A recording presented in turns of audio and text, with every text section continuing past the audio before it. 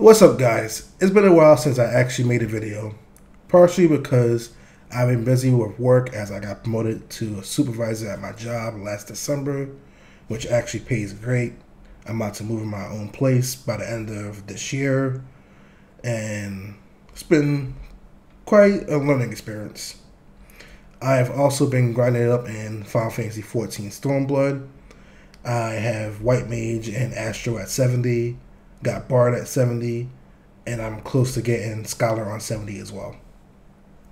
And I've simply been beating my other games, because across all my platforms that I own personally, have 1,000 games worth of backlog, because I've been buying games and not really playing them because I've been playing Final Fantasy XIV. And this year I made it a goal to actually start working on those games. One, to attempt to actually start clearing out my backlog, and two, to actually stop playing Final Fantasy less and less, so I don't prioritize all my free time to playing that game. However, the Hellblade situation regarding Jim Sterling's 1 out of 10 review score and the whole permadeath mechanic sparked my creative juices to put out a video talking about it. So here is this video. For preface, I did watch the entirety of Jim's video, and I watched most of Brooklyn Scale Tree's video where he touches on the subject of how permadeath mechanic works and his thoughts on the review score that Jim gave the game. Now, in regards to permadeath, I really don't like this mechanic in video games that I play, and if I'm given the option, I turn it off. As someone who personally gets attached to characters, I dislike the concept of losing characters permanently due to my own mistakes and failures. If it's in a game, I would prefer it to be an add-on to the harder difficulties and not put on the normal difficulties. Yeah, I know I'm a casual, but That being said, I didn't know that Hellblade had a permadeath mechanic if you die too many times until I read an article about it today. And after listening to Broken Games HD talk about it and how it plays into the meta of how the game actually works, it makes sense, as it's a psychological game that tends to play with the player's mind and give them a glimpse of how schizophrenia works. Now, for the review score, let me start off by saying this. I personally can't give games an arbitrary number because to show how I like a game. I don't care if it's out of 1 out of 10 system or the star system. It's simply not doable for me.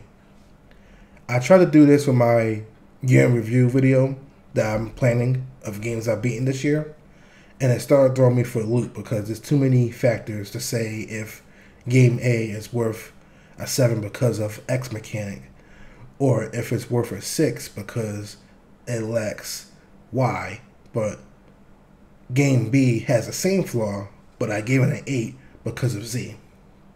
It's just too confusing, and I feel that the simple good, okay, or bad group mechanic system is just better for me. I can just simply place a game in a good category. It might have flaws, but it's good enough that I can say I recommend this game. Or I can put a game in the okay category that has some issues that prevents it from being good, but it doesn't have the flaws enough to put it in the bad category. And then there's games that's just straight up garbage that I can put in the bad system, and I don't have to feel like I need to rank a game above another game, because that's kind of too hard for me, because I have different opinions about different games at different times. So that's how that works. With that out the way, let's press on with the actual situation. So Jim Sterling, a video game critic, gave Hellblade a 1 out of 10 due to a possible game-breaking bug. I'm saying possible because there are people out in the wild that's saying it's a user error, as in it's his fault. I personally can't confirm or deny it because I haven't played the game, and honestly, even with the permadeath mechanic being unknown to me, I had no interest in picking up the game because it looked kind of boring to me. It wasn't interesting. Anyways, from what I gathered, he was approaching an area that required a torch that he needed to pick up. Apparently, he walked past the torch, and the game auto-saved after he walked past the torch, and he was put in a situation where he could no longer progress. Do I think it's his fault or the dev's fault? In all honesty, I put the blame on both parties. Like BG said, Jim is an older gamer, and I'm also heading towards 30 in like 2 years. So when we get older, our instincts aren't what they used to be. However, if you're someone who plays video games for a living or just plays a lot of video games in general, regardless of what your career path is, I would like to think that regardless of our age, we should have a certain amount of awareness when it comes to these type of things. Like if something's sticking out that we should grab, like we're walking down a dark forest and we see a torch, we should probably pick it up or attempt to walk to it to see if we can pick it up. Again, I haven't played this game, but I'm sure that the torch was out in the open and probably was obvious, so I'll write it off as him not paying attention. As for the devs, if there's a part in the game that specifically screws the player if they don't have a certain item, the game should auto-save prior to us going towards the torch and having to pick it up. Not auto-save after the torch. That could screw us out of the whole game or force us to have to restart the game. Because at the end of the day, not a lot of gamers have time to play games like that. Like some people have families, have jobs that's very demanding, or have other social interactions that they have to take care of. And like, who wants to restart a game because they missed something and the game autosaves so they can't go back and get that item, and it forces them to restart the game because they missed one thing. Like if that happened to me, I would personally just write the game off as broken and move on with my day. I wouldn't review the game, but I wouldn't pick the game back up until I seen a patch that fixed said issue.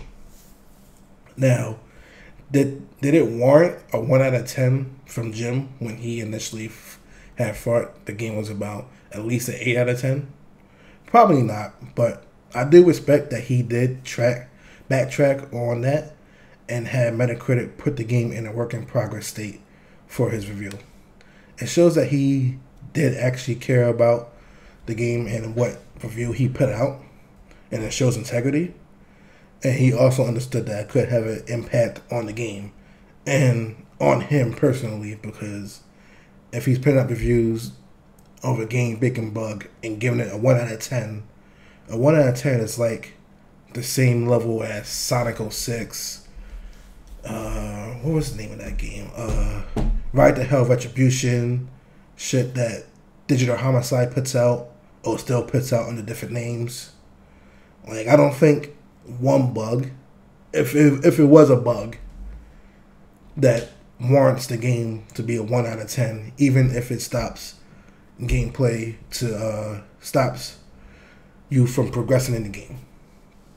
Not a lot of reviewers would do that and retract the score that they give the game, as they'll just drop the review and just say forget about it and that's it. But anyways, that's all I had to say about this. If you liked the video, please drop a like, as I greatly appreciate it. I'm signing off. Peace.